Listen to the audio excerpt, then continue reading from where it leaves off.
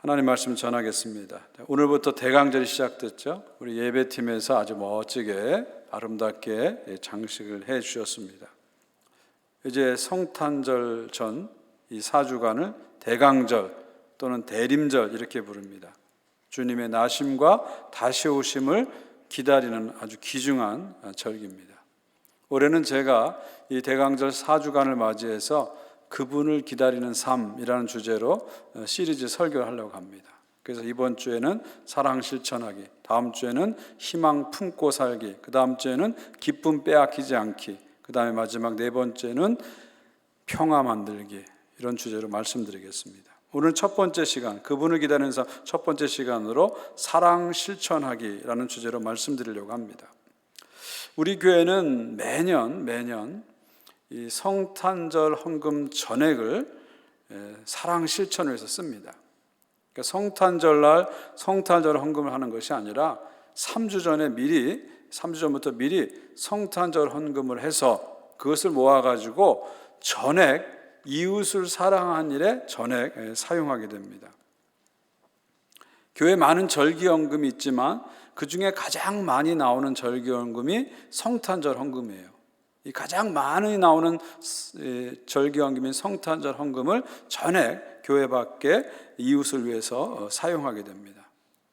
우리 교회가 재정이 넉넉해서 그렇게 하는 건 아니죠. 사실은 코로나 이후에 이제 올해부터 교회 사역이 회복되고 선교 회복되면서 많은 이제 사역이 펼쳐지고 있어요. 그러나 교회 헌금은 코로나 이전으로 완전히 회복되지는 않았습니다. 또 지금 전쟁과 경제적인 위기로 성도들의 삶이 많이 힘듭니다. 그래서 교회 재정이 넉넉하지 못합니다. 그럼에도 불구하고 우리는 올해에도 성탄절 헌금 전액을 이웃사랑 실천으로 쓰려고 합니다. 아니, 올해에는 작년에보다 2만 불을 더해서, 작년에 4만 5천 불 헌금을 했는데 여기 2만 불을 더해서 올해는 6만 5천 불을 목표로 해서 사랑 실천 헌금을 하려고 합니다. 그래서 이번 주 지나서 다음 주에 10일, 17일 그 다음 주에 2주간 여러분이 이제 성탄절 헌금을 미리 드리게 됩니다. 그래서 성탄절 헌금 봉투를 사용해서 드리시면 됩니다. 또 온라인으로 드리시는 분들은 스페셜 S로 해가지고 드리시면 이 사랑의 헌금으로 모아지게 됩니다. 그렇게 해서 6만 5천 불이 모아지면 2만 5천 불은 우리 56명의 볼리비아 어린이들을 돕는 데에 사용할 겁니다. 2011년 그때가 우리 교회 창립 44주년이었는데 그때부터 우리 교회는 44명의 볼리비아 어린이들을 입양해서 월드비전을 통해 돕고 있어요. 그리고 매년 창립주일이 지나면서 한 명씩 늘렸어요.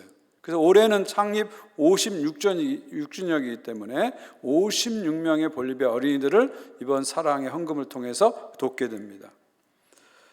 또 나머지 15,000불은 교회 안팎에 사랑이 필요한 분들에게 쓰여지게 될 겁니다. 그리고 특별히 올해는 25,000불을 더 모금하는데 이 돈은 어디에 쓰여지냐면 탈북자 한 가정이 토론토에 정착하는 기금으로 쓰여집니다. 그래서 저희 교회하고 한보이스라는 북한 인권단체가 함께 연합을 해가지고 이 일을 하는데요. 두 단체가 스폰서가 돼가지고 이제 캐나다 정부의 허가를 받아서 이제 탈북한 한 가정이 영주권을 받고 이제 캐나다에 들어오게 돼요. 그래서 저희가 25,000불, 한보이가 25,000불 해가지고 5만 불을 가지고 이분이 이제 잘 정착하게 합니다. 우리 한 사람이 어떤 한 가정에게 영주권 못 주잖아요. 근데 우리가 다 헌금하고 모으면은 이제 한 가정에게 영주권을 줘서 이제 살게 하는 그런 프로젝트를 진행하게 됩니다. 그래서 이번에 6만 5천 불의 사랑의 헌금은 볼리비아 56명의 어린에게 쓰여지고 탈북자 한 가정의 캐나다 정착 비용으로 쓰여지고 교회 안팎에 있는 이웃들에게 사랑을 실천하는 귀한 물질로 전액 쓰여지게 될 겁니다. 앞으로 드려지는 이 사랑 헌금은 정말 1센트도 남김없이 이웃을 위해서 전액 사용하게 될 것입니다. 여러분들이 정성을 다 모아서 동참해 주시기를 부탁드립니다. 우리 한국말에 십시일반이란 말이 있잖아요. 나는 밥 한 숟가락 더 했는데 그게 모아져서 이제 밥 한 그릇이 되는 거죠. 여러분의 정성이 모아져서 사랑하는 볼리비아 어린이들에게, 탈북 가정에게, 그리고 많은 이웃들에게 따뜻한 밥 한 그릇이 되는 거예요. 따뜻한 사랑이 되는 것입니다. 어떤 분들은 그렇게 얘기해요. 꼭 이럴 때만 이웃사랑을 실천해야 됩니까? 그런 얘기해요. 맞습니다. 꼭 우린 이럴 때만 해서는 안 됩니다. 우리 크리스찬은 특별한 절기가 아니어도 항상 이웃사랑을 실천해야 되죠. 그런데 성탄절 같은 이런 때 하지 못하면서 항상 한다는 것은 불가능하죠. 그래서 여러분들이 하나님 주신 이 좋은 사랑의 기회에 망설이지 말고 정성으로 동참해 주시기를 간절히 바랍니다.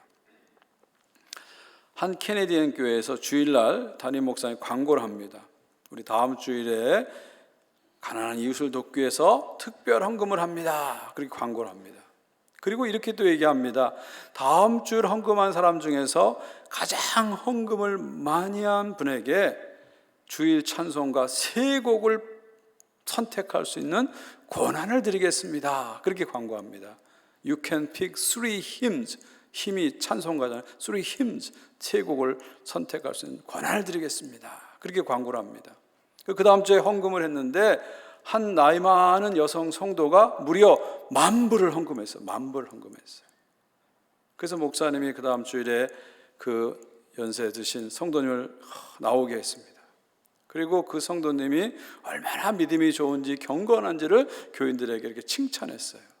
그리고 그 성도님에게 찬송가 3곡, 3 힘을 선택하라고 그랬어요.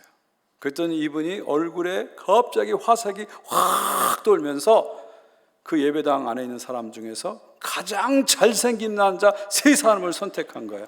I'll pick him and him and him. 그런 3 hymns. 예. 여러분이 다음 주에 10,000불을 헌금하신다고 해도 제가 이런 권한을 드릴 수는 없습니다. 그런데 다음 주에 여러분이 정성을 다해서 사랑의 헌금을 드리시면 2023년도에 여러분이 하신 일 중에서 가장 가치 있고 가장 보람 있는 일을 하시게 될 줄 믿습니다. 지난 토요일에 우리가 세교 환영을 했어요. 그때 사회자가 이런 질문을 했습니다. 여러분, 교회하면 생각나는 단어를 8가지 쓰라고 그랬어요. 그리고 그 8가지 쓴 걸 갖고 일종의 빙고 게임을 했습니다. 여러분 한번 생각해 보세요. 교회하면 생각나는 단어 뭐가 있을까요? 한번 생각해 보세요. 거기서 나온 많은 대답이 뭐였냐면 교회하니까 십자가, 예수님, 목사님 이런 단어들이 많이 나왔어요. 근데 가장 많이 나온 단어가 뭔지 아세요? 뭘까요? 사랑이었어요. 사랑이었어요. 사랑. 그러니까 우리가 교회하면 가장 많이 생각하는 게 바로 사랑이라는 거죠. 교회는 사랑의 공동체입니다. 한 걸음 더 나가서 기독교는 사랑의 종교입니다. 사랑이 빠지면 기독교는 아무것도 아니라는 거예요. 사도 바울이 말했잖아요. 믿음, 소망, 사랑, 그 중에 제일은 사랑이니라. 여러분, 믿음이 얼마나 중요해요. 소망이 얼마나 중요해요. 그러나 사랑보다는 중요하지 않다는 거죠. 고린도서 13장 1절 2절은 이런 말씀이 있죠. 내가 사람의 방언과 천사의 말을 할지라도 사랑이 없으면 소리나는 구리와 울리는 꽹과리가 되고, 내가 예언하는 능력이 있어 모든 비밀과 모든 지식을 알고 또 산을 옮길 만한 모든 믿음이 있을지라도 사랑이 없으면 내가 아무것도 아니에요. 내가 방언을 하고 예언하고 은사를 많이 받아도 사랑 없으면 소용없다는 거예요. 성경에 대해서 많은 지식과 비밀을 알아도 사랑이 없으면 아무 소용이 없다는 겁니다. 심지어 산을 옮길 만한 큰 믿음을 가져도 사랑이 없으면 아무 소용이 없다는 거예요. 사랑이 빠져버리면 우리 신앙생활은 의미가 없다는 얘기죠. 오늘부터 대강절이 시작되는데요. 여러분, 예수님이 왜 2000년 전에 이 땅에 오셨습니까? 우리가 잘 아는 요한복음 3장 16절입니다. 하나님이 세상을 이처럼 사랑하사, 하나님이 세상을 이처럼 사랑하사 독생자를 주었으니 이는 그를 믿는 자마다 멸망치 않고 영생을 얻게 하려 하심이라. 왜 예수님이 이 땅에 오셨다고요? 하나님이 세상을 이처럼 사랑하사 하나님이 세상을 너무 사랑하셔서 예수님을 이 땅에 보내신 겁니다. 하나님의 그 뜨거운 사랑을 보여주기 위해서 예수님을 이 땅에 보내신 거예요. 예수님이 이 땅에 오신 이유는 하나님의 사랑 때문에 온 것입니다. 오늘 본문 요한일서 4장 8절은 이렇게 말합니다. 사랑하지 아니하는 자는 하나님을 알지 못하나니 이는 하나님은 사랑이심이라. 하나님은 사랑이심이라. 유명한 말씀이죠. God is love. 역사상 하나님을 설명하는 많은 단어가 있었어요. 성경을 보게 되면 하나님을 묘사하는 많은 이미지와 단어가 있습니다. 그런데 그 많은 이미지와 단어 중에서 하나님을 가장 잘 설명하는 한 가지를 꼽으라면 뭘 꼽을까요?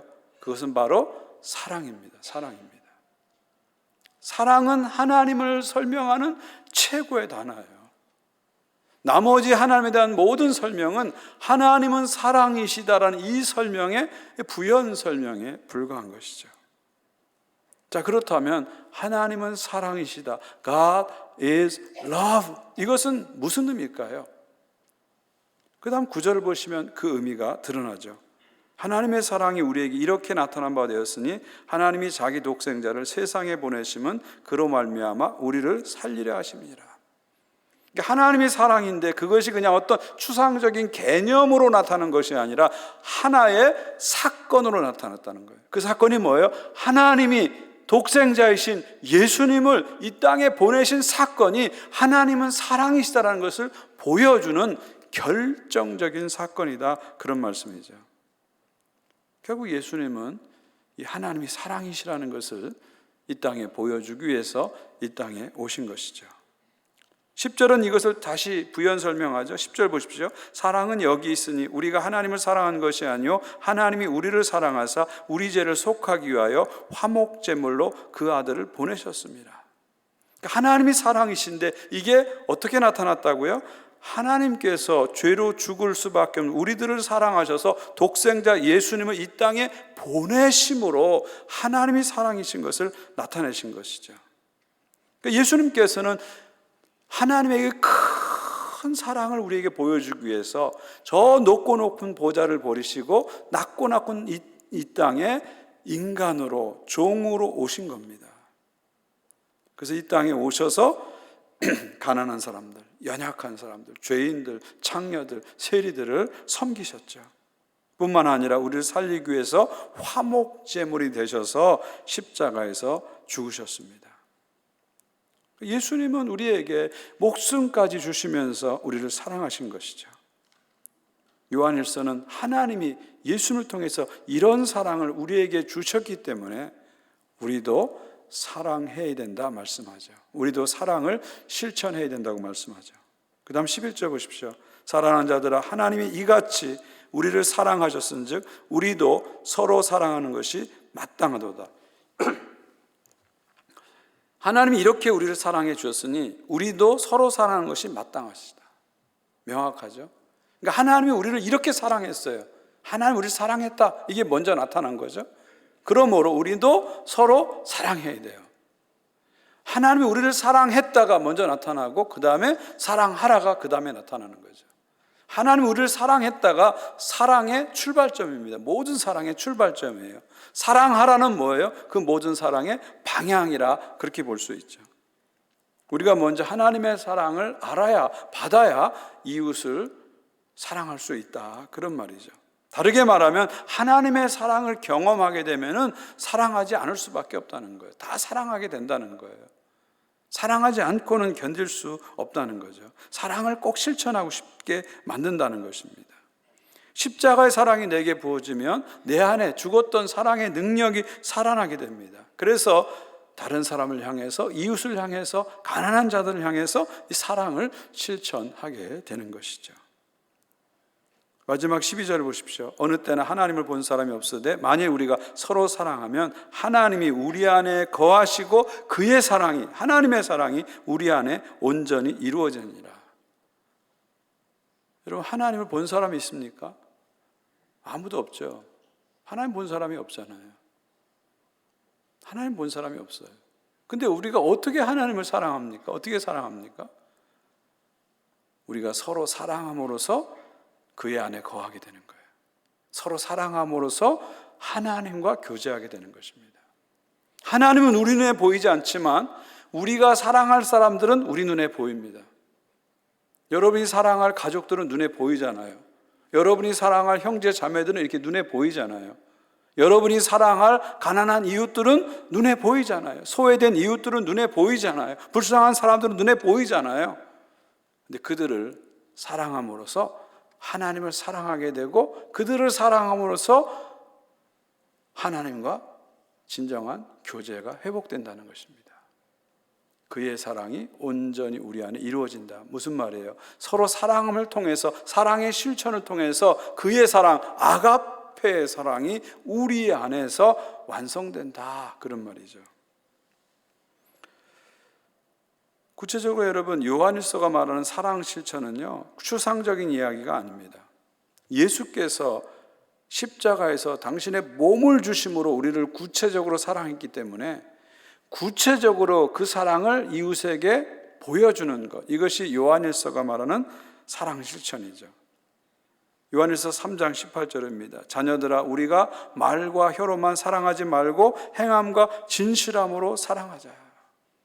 그러니까 예수님께서 말로 사랑하지 않았잖아요. 혀로 사랑하지 않았잖아요. 당신의 몸을 찢어주심으로 사랑했잖아요. 피 흘려주심으로 사랑했잖아요.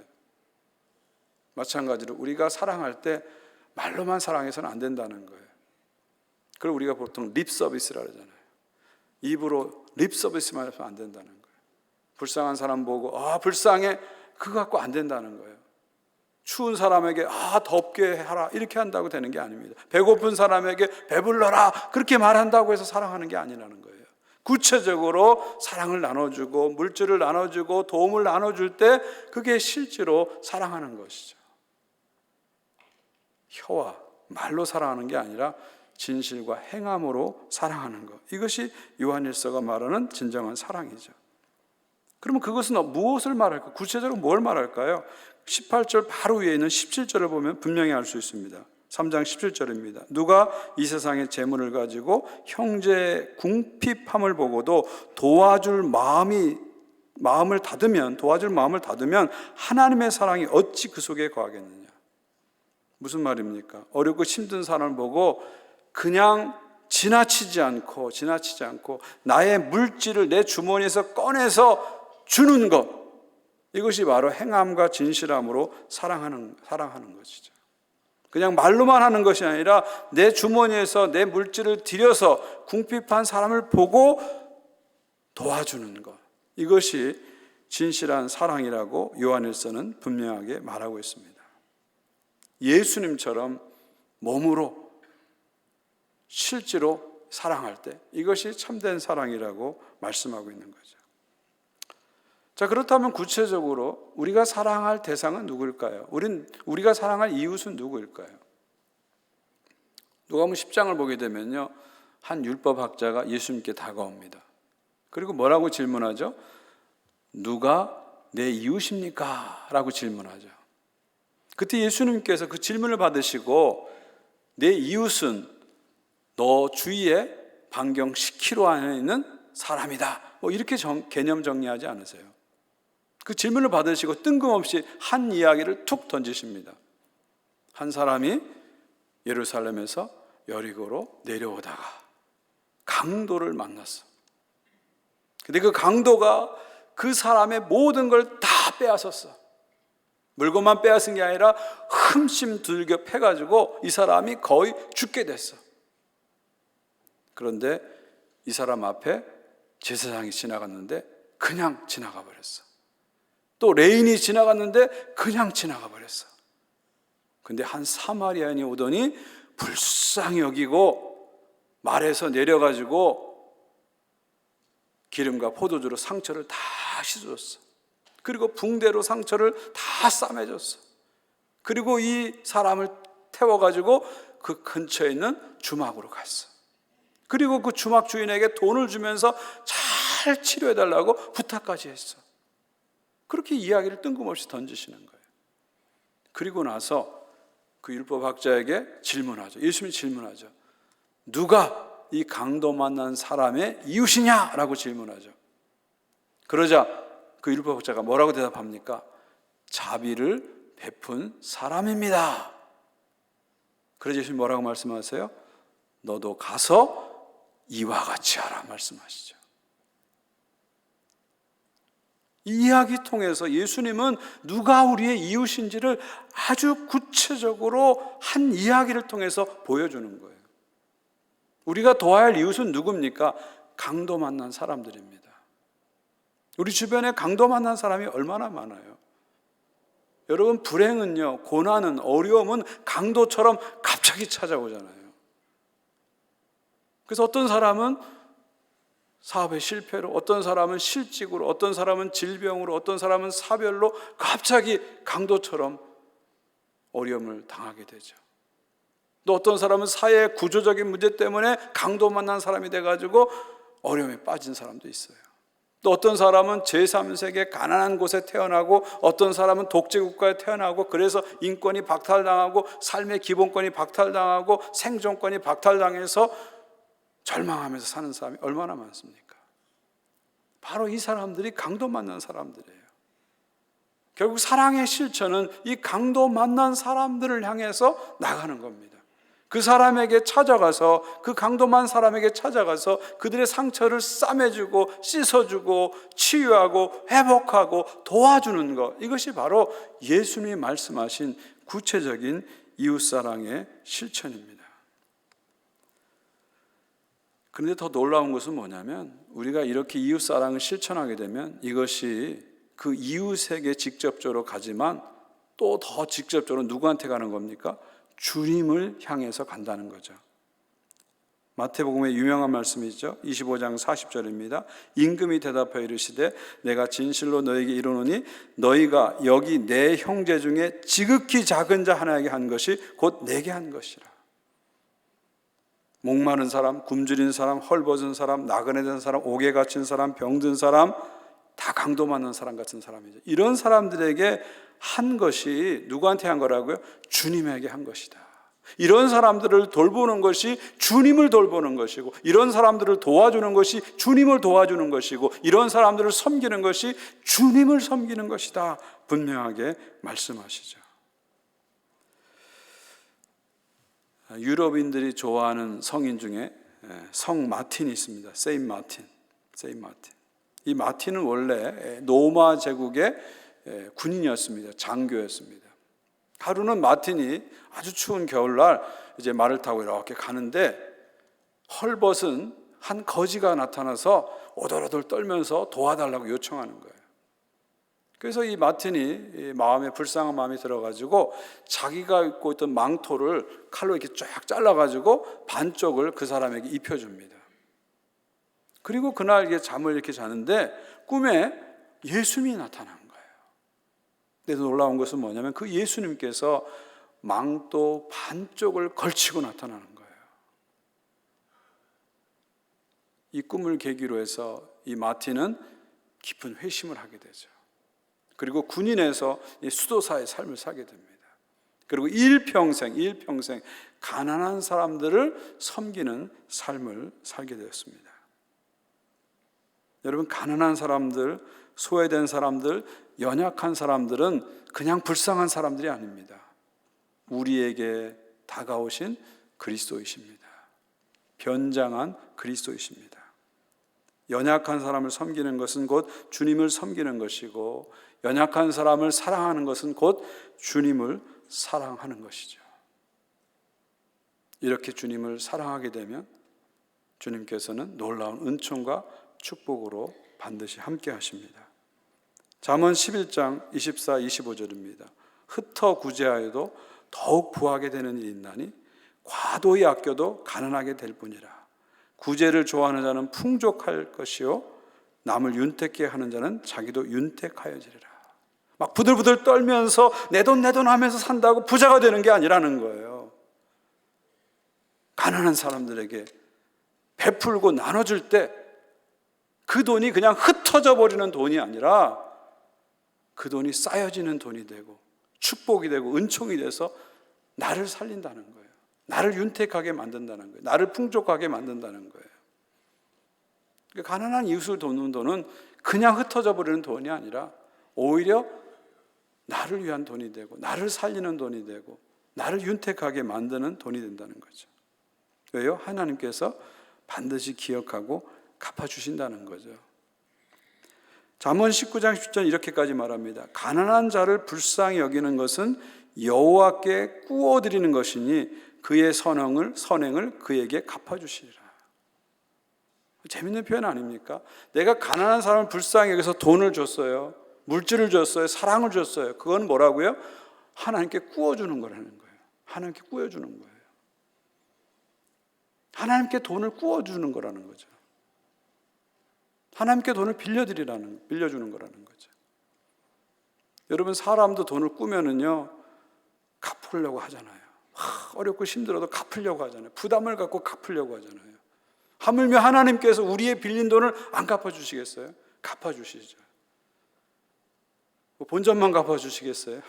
이자까지 붙여서 몇십 배 이자까지 붙여서 넘치도록 넉넉하게 풍성히 갚아주시는 겁니다. 왜 잠언 말씀은 이런 말씀을 할까요? 왜 이런 말씀을 할까요? 왜 이런 말씀을 할까요? 가난한 자들을 돕는 것, 소외된 자를 돕는 것, 연약한 자를 돕는 것이 아주 중요한 일이라는 걸 강조하는 거예요. 또 한 가지 강조하는 건 뭐예요? 가난한 자들을 돕는 것이 하나님을 섬기는 것과 직접적으로 연결되어 있다는 거예요. 직접적으로 연결되어 있다는 거예요. 그리고 또 강조하는 건 뭐예요? 가난한 자를 섬길 때 하나님이 반드시 기억하시고 반드시 갚아주신다. 그것을 우리에게 강조하는 것이죠. 예수님께서는 이웃에게 사랑을 나눠줄 때 엄청난 축복이 있다고 말씀하시죠. 누가복음 6장 38절입니다. 주라, 그리하면 너희에게 줄 것이니 곧 후히 되어 누르고 흔들어 넘치도록 하여 너희에게 안겨주리라. 우리가 가난한 이웃에게, 소외된 이웃에게, 연약한 이웃에게 줄 때, 사랑을 줄 때 하나님께서 가만히 보고만 계시지 않다는 거예요. 갚아주신다는 거예요. 어떻게 해요? 흔들어 넘치도록 갚아주신다는 거예요. 감당할 수 없을 정도로 갚아주신다, 주님은 말씀하십니다. 사랑하는 성도 여러분, 이제 저는 설교를 마치려고 합니다.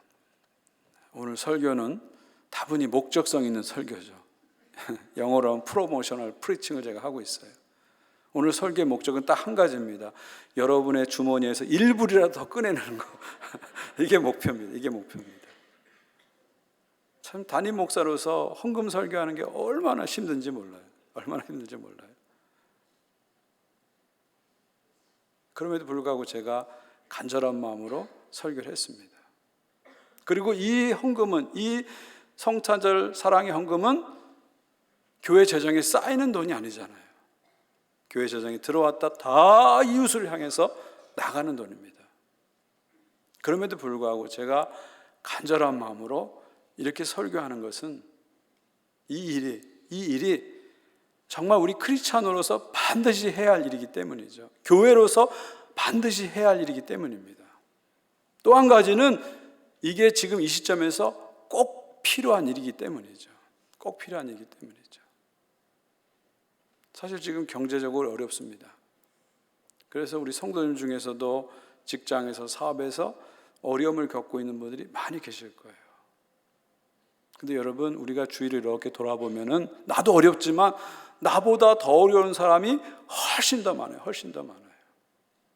훨씬 더 많아요. 풍요로운 시대에 다 괜찮을 것 같지만 조금만 눈을 들어서 보게 되면 정말 나의 도움이 필요한 힘들고 어려운 사람이 얼마나 많은지 몰라요. 얼마나 많은지 몰라요. 경제가 어려우면 다 어렵지만 가난한 사람들은 몇십 배 더 어렵습니다. 지금이 바로 어렵고 힘들 때지만 더욱더 사랑을 실천해야 될 때입니다. 하나님은 여러분의 돈이 필요하지 않아요. 그러나 여러분의 이웃은 여러분의 돈이 필요합니다. 하나님께서는 여러분이 드리는 그 사랑의 헌금을 통해서 궁핍한 이웃을 돕기 원하시는 거죠.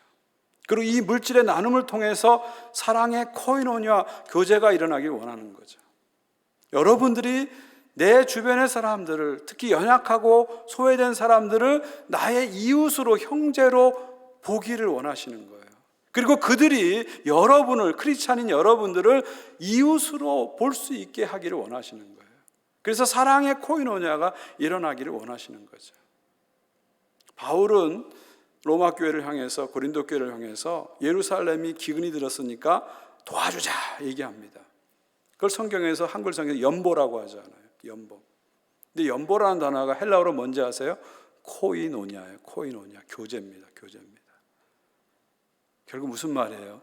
우리의 사랑의 연보를 통해서, 사랑의 헌금을 통해서 뭐가 일어나는 거예요? 하나님 나라의 코이노니아가 일어나는 것입니다.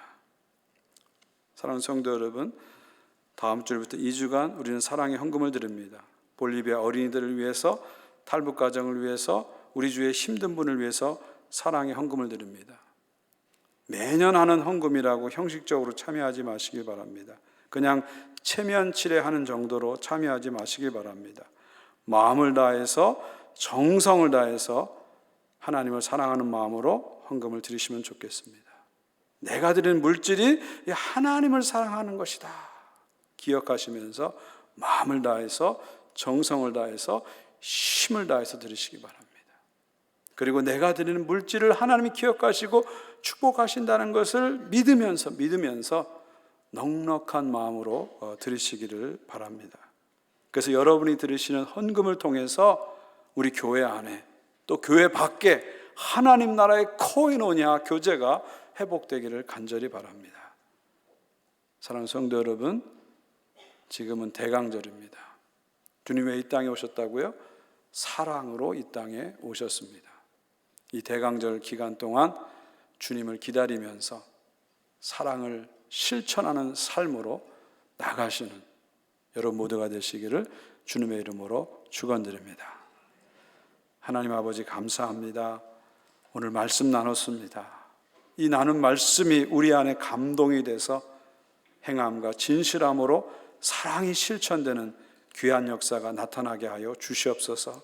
드려진 물질이 귀한데 이 물질을 통해서 하나님의 사랑이 나타나게 하시고, 이 물질을 통해서 이 척박하고 추운 세상 속에서 따뜻한 뜨거운 하나님의 코이노니아, 하나님 나라의 코이노니아가 나타나게 하여 주시옵소서. 동참하는 손길마다 복을 주시되 흔들어 넘치도록 복을 주셔서 더 많은 것을 주님께 드리고 더 많은 것을 이웃과 나눌 수 있는 복의 복을 더하여 주시옵소서. 예수 그리스도의 이름으로 기도하옵나이다. 아멘.